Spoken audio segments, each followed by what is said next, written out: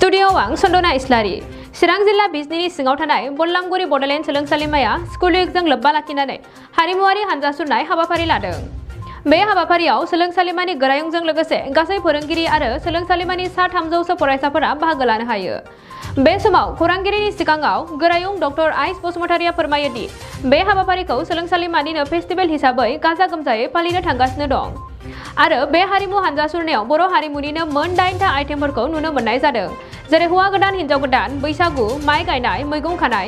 बेजों लोगोसे गार' हारिमु हानजा, राभा हारिमु हानजा, एसामिस हारिमु हानजा, राजबंशी हारिमु हानजा, आदिबासी हारिमु हानजा, बेंगली हारिमु हानजा नुनो मोननाय जादों आरो बे हाबाफारियाव गासै 300 फरायसाफोरा बाहागो लादों होननानै बिथाङा फोरमायथियो।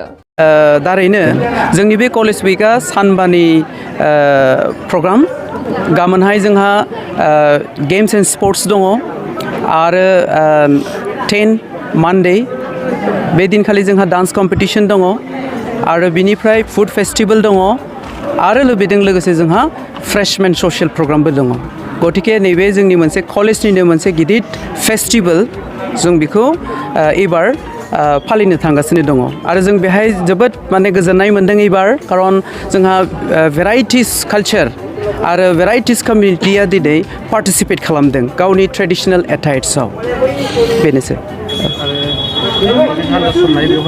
मोनबेसे हारिनि हारिमुखौ लानानै दिनै बे कालचारेल रेलियाव अलमस्ट फार्स्टआव जोङो बर'खौ 8टा आइटेम्सआव जोङो नुनो मोनदों। हौवा गोदान हिन्जाव गोदान ग्रुप मोनसे, बैसागु मोनसे आरो बिनिफ्राय माइ गायनाय मोनसे आरो मैगं खानाय, बैसागु आरो बेजों लोगोसे जोंहा गार' ट्रेडिशनेल, बिनि उनाव राभा, बिनि उनाव आसामिस ग्रुप, राजबंशी ग्रुप आरो बेनिफ्राय सान्थालि आदिबासी ग्रुप आरो मोनसे थालांबावबाय, मा थालांखो, बेंगली ट्रेडिशनेल वे।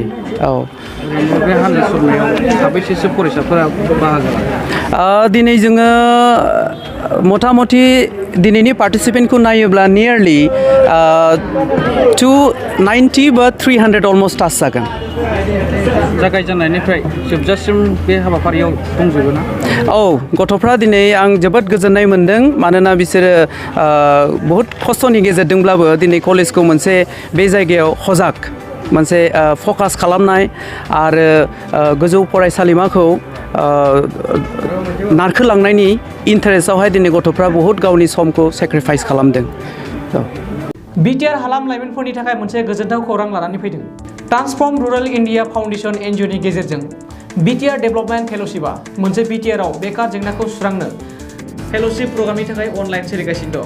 बिटिआर गभ एडमिनिस्ट्रेसनजों लोगोसे खामानि मावफानो मोननाया गोसो गुदुं लाइमोनफोर आरो गोरों गोरा मानसिफोरनि थाखाय बेसेन गोसा सुबिदा। लोगोसेनो बेयो मोनसे बिटिआरनि सिङाव थानाय सुबुंफोरनि समाजनि जेंनाफोरखौ सुस्रांनायनि मोनसे मोजां लामा। ब्लक लेभेलाव खामानि मावनाय, ओनसोलखौ जौगाहोनाय बिथिं एबा आयदाफोर जेरै एग्रिकालचार आरो sericulture livelihood, education, skill development, employability, entrepreneurship, फिसा आरो गिदिर कारखानाफोर, health and nutrition, drinking water and sanitation, बोथोर सोलायनायनि सायाव नोजोर होनाय बायदि बायदि। बे फेल'शिप प्रग्रामा 3 बोसोरनि आरो बे प्रग्रामखौ लाग्रानो दान मोनसेयाव 20,000 दान बान्थाबो होनाय जागोन। नोंथांमोनहा बे प्रग्रामाव बाहागो लाफैनो हागोन आरो बिटिआरनि जौगाखांनायाव गावनिबो आखाइ होफानो हागोन। बे हाबाफारिनि थाखाय नोंथांमोनहा फैगौ 10 जानुवारि 2022 खालारसिम वेबसाइटनि गेजेरजों अनलाइन एप्लाइ खालामनो हागोन। अनलाइन खालामनो थाखाय गोसो गुदुं नोंथांमोना गाहायाव होनाय वेबसाइटआव अनलाइन खालामनो हागोन।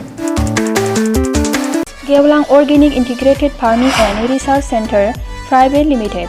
बेयाव रासायनारि हासार बाहायालासे मिथिंगायारि हासारल' बाहायनानै मैगं थाइगंफोर दिहुननाय जायो, जेरै आलु, लाव, फान्थाव, जोगोनार, कफि, सबायबिमा, थाइबें आरो गोथां मैगं, लाइ, लाफा, मुला, दुन्दिया बायदि गासै बोथोरनि अर्गेनिक मैगं थाइगंखौ मोननो हायो। बे अर्गेनिक मैगं थाइगंखौ क'क्राझार नोगोरनि सुबुंफोरा खुदमतलायाव थानाय गलापी टेन्ट हाउसनि साखाथिनिफ्राय मोननो हागोन। नोंथांमोना बिगोमाजों फोनांजाब लानो थाखाय 8638399746 जानबुं नाम्बाराव कल खालामनो हागोन।